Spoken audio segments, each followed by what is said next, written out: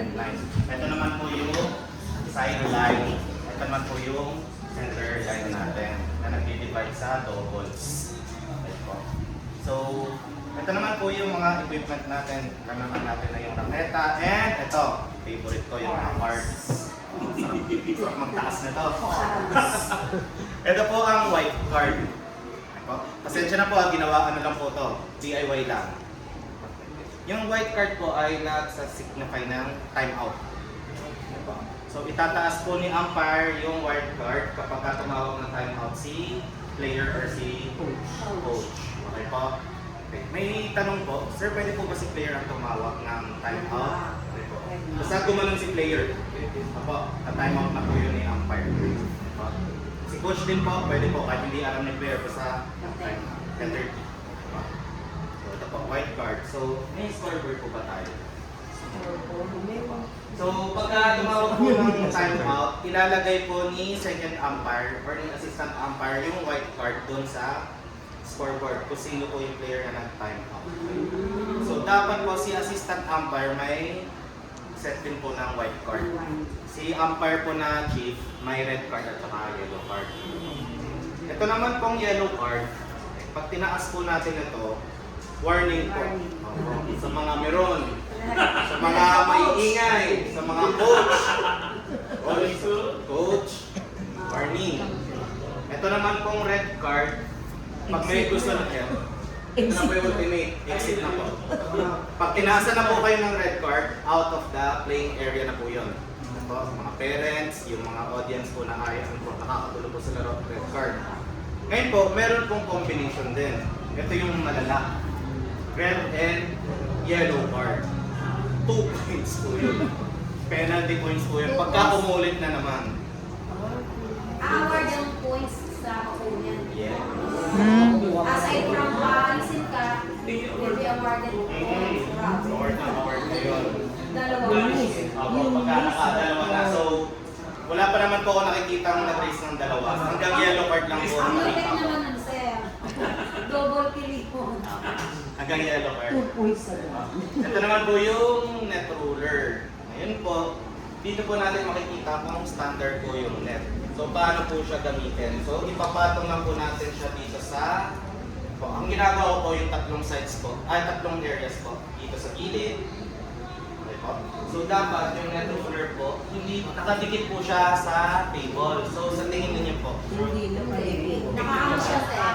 So, that means masyado pong mataas Mataas. yung net natin. So, tingin natin dito sa gitna. Ayun. Ayun. Dikit. Dikit. Network. Nagsasagyo sa dulo. Parang nagsagwan nila. Network. Yun. Hindi siya pantay. Oo. So, trabaho po natin Parang umpires yun. na i-adjust yung net pababa. So, hindi ko na po gagawin baka may So, yun na lang po ang trabaho natin. So, ang iba pa pong purpose nitong net ruler is to measure the thickness of the rubber ng raketa natin. So, ito po yung sample natin na raketa. May parang protruding po siya dito na edge. So, ang gagawin lang po natin is ilalagay lang po natin siya sa sulok. Okay. Kapag lumampas po yung rubber doon sa protruding po na edge, masyado po makapal yung rubber na yan. Okay po. So, tingnan po natin. Sino po may dalang raketa dyan? Tingnan natin. Tama lang yan, low pick. ITTF po kasi yung ano yung rubber. Kita naman po. Kailangan ko pala lapas. Yes. Eh, ito. Parehas po to. Ito po yung standard na bola natin. May local pa yun. Ang init mo. Paano measurement? Yun, ito. So, hindi ko kumpara niyo po to sa ano po, yung training ball at saka yung official ball, makikita niyo po or makipil niyo naman po yung difference. Yan, player naman si Ma'am. Kita naman niya yan. Yung weight niya. Mabigat-bigat ng kaunti yung ano, yung training ball. Naalala ko yung bulang nga pa. Tsaka madulas.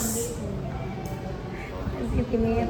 Walang nagawa yung training Ellen. So, lumang-luma na siya. Okay.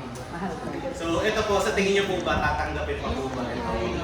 Hindi na po ito tatanggapin. Dupe. Ito pa po medyo proper pa po. Pero itong kabila niya may bangas na, so hindi na rin po. Pwede. So dapat ang racket po natin is covered po ng rubber. Side tape, optional lang naman po yung side tape. Kung gusto niyo po, wala, okay lang din.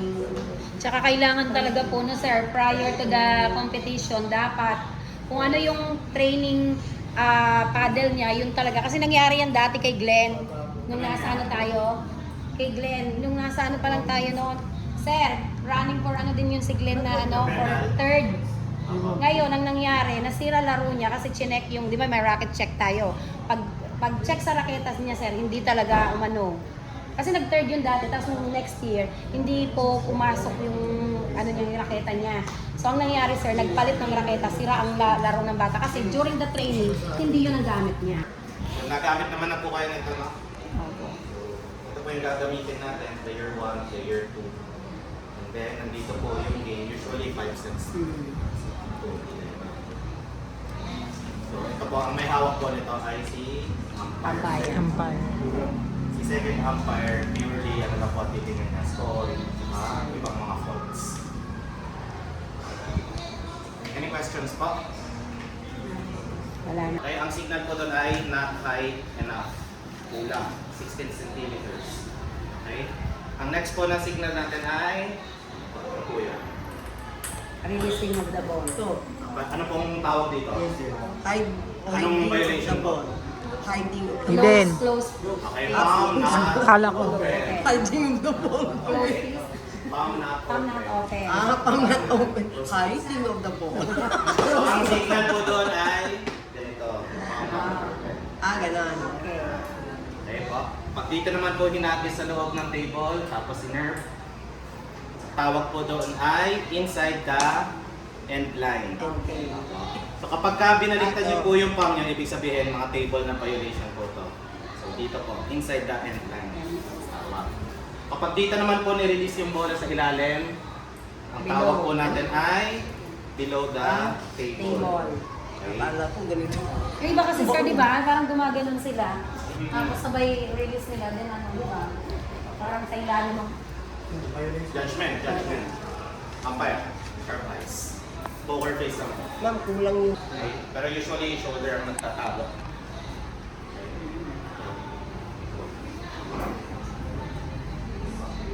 So, another po. So, pag mag-award ng points, ay po, hindi na po natin kailangan magsalita.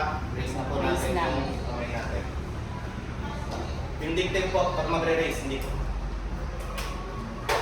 Okay. Dapat- Vindication po ang Oo. pag-raise, ang pang-raise natin. Kung magkamali man po Confident kayo, ka. hindi naman natin maiiwasan. Bawa po. panindigan na lang. Kaya ano. Kasi mag-ano naman yung second umpire mo. Tutulungan ka naman ng assistant umpire mo. Sisignal naman yung second umpire. Pwede naman po kayo. Pwede. Tapos yung kalet, para po siyang typers. hindi ganyan sa taas. Kala ko ganyan sa ganito. taas Kala ko naman. ganito. Let, Ganun. Ganun na. Kasi minsan Akala yung iba, ko ganyan yung sa... iba ko sir, let daw. Akala ko ganyan sa may taas ng net. Ganyan. Oo. Yung Pwede parang- dati po kasi pag kalet na ano, sa taas ng net, okay po, ganun lang. Oo, gumagano. Let. Ganon, ganyan lang. Ganun lang. Ganun nga. Ngayon, ganun Ganyan nga. lang. Ganun na lang po natin. Let, para makita po ng players. Saan yung sila? Apo. Kasi ito sa ITTF, kung makikita niyo po yung diagram, yan po talaga yan. So, let. So, ano po yung mga instances ng let kapag yung service po ay nag-bounce, tumama sa net, nag-bounce, let po yun. So, bawal siya tumama. One bounce lang. Okay? Ano pa po pwede, ano pa po ang mga chances na pwede mag-let kapag nagkaroon po ng disruption ng play? Halimbawa, may lumipad po na bola galing po sa kabilang table. Let. Pwede po yun yung ng umpire. Let. Okay, tapos service. Paano pag sa ceiling, sir? That's considered outside, right? Outside. Outside yun. Parang volleyball na. Opo. Kasi dapat skilled ka na may pasok mo lang within the Yes. playing area yung ball. Considered as Pag outlet. tumama ka sa ceiling. So yun po yung mga instances ng net. Tapos kukuha na po kayo na toss-coin na po kayo. Kilalanin niyo po yung player A from SDO Papuyaw, Marinig. Ma'am Joy, number 8 si ma'am. Nasulat ko na dito. Tapos toss coin po tayo. So So, papiliin niyo Ma'am, po kung sino yung nasulat ko heads, lang kung sa sino akin. yung tails. 8? Okay? Kung sino po po yung nalo, siya po yung mamimili ng unang gagawin. Okay? Okay lang yun. So, halimbawa, minsan nalilito po eh. Halimbawa, service ang pinili. Papiliin niyo po yung next player kung ano yung gusto niya. Kung saan court siya. So, yun yung choice niya. Pwede rin naman po yung nanalo ng toss coin, pwede rin po siya pumili na siya muna yung magre-receive. May mga ganun na player. Manonood muna ng service ng kalaban. Okay? So pwede po yan, huwag niyo pong kalimutan yan. Diba? Service, receive, or ends. Ng court. So choose kayo ng end. Pangilingin po niyo. Any questions po? Then after nun, warm up po natin ay 2 minutes as per ITPF po. 2 minutes. I-standardize na po natin. Kasi sa iba ko, 5 balls. Ganun dati, di ba? 5 balls. Kasi yung 5 balls, approximately 2 minutes. Eh. Pero kung ako po, i-standardize na po natin na 2 minutes. Para hindi po tayo yun. Kasi pagdating ng round po, 2 minutes. Pwede na rin walang 5 balls. Pwede na wala 5 balls. 5 balls. Diretso 2 minutes na lang. Diretso 2 minutes na po. Yun na 2 yun. minutes together. Kasi baka matagal yung 5 balls, isang oras eh. Oo, Kaya ma'am. mag-rally eh. Yung rally kasi. Yung po ito yan eh, para makagano po yung game. Kasi mahuhusay eh. Matagal yung rally, pag 5 Oo. balls. Matagal eh. 2 minutes tayo. Nalaro tayo. So once the side has been end, 2 minutes yung first umpire, di ba pinakilala na niya po yung mga players. Match between Banay-Banay and Marinig. Score, love, Love, all. all. Sa kanya pa po. Di ba? May ganun ba pala? Opo. Kami sir, nandyan na agad. Ano natin Matik na eh. Oo nga, akala ko Meron ba ganun. lang love or? Magsabay mag-stop. Love, all. As in Parang love yan. na heart. Opo. Yeah. Set, set. Love, all, 0-0, score, 0 points. 0-0. Yes, set. Tapos ang sasabihin niyo po na score ay kung sino po yung magsaserve. Sa server po na score ang sasabihin niyo. Okay? So naka-score. 1 love. One love. Pero as per ITPF, Kabila. wala naman pong requirement na kailangan sabihin ng score lagi. Ito. Ah. Wala naman po. So, magsasalita na lang po tayo, love, or then, magsasalita po tayo ng score pang magsaserve na yung kabila. Realize Score. mo rin yung sa set. Yan, sa gitna. Ayun na po. Set. Ito po yung Set 1. Yan. Sa first set, siya nanalo. First set. First set. First set. Score. Sabay bagsak din. Love. Service. Bana-bana. May ganun ba pala? Ako may dinadagdag po ako minsan. Pagka naiinip ako. Akala ko gaganon na lang siya. Play. Kasi minsan nag-ano yung player eh. Lagyan tayo ng Nag-aantay ng signal. signal eh. Ang signal ko po doon ay play. Play. Play. Play. Pero hindi naman siya, hindi naman po siya required. Okay? So, after po nun, 11-0, 11 okay, nanalo na po. Okay? Huwag po natin aalisin yung score pagka na bumalik na po sila sa bench. Kaya lang po natin yung score. Huwag po natin i-ano kagad, babalik tayo. Pag nag-start na ulit. Pag nag-start na po yung second match, alam po natin balik na rin kung sino yung nanalo na set. Lagay na po natin doon. Then, ganun po ulit. Match between Banay-Banay and Marinig. Match. Set number 2. Score. Love. All. Ganyan pala yun. Mag-o. Para formal po. First time ko Kasi sa atin, mabilisan lang eh. Minsan ganun din naman sa Pero parang pagka nag-higher mix na po, masanay na po yung So, any questions po? Service, receiving, Exercise. Okay. 2 minutes warm up. Pinagtataka ko nila eh. May. Nag-isa na sa isa. Yung isa naman, di ba, ano? Sir Bong. Buti ng dalawang player. Tinatanong ko sa sarili. Ah, mahusay ka talaga. Nalaman ko lang.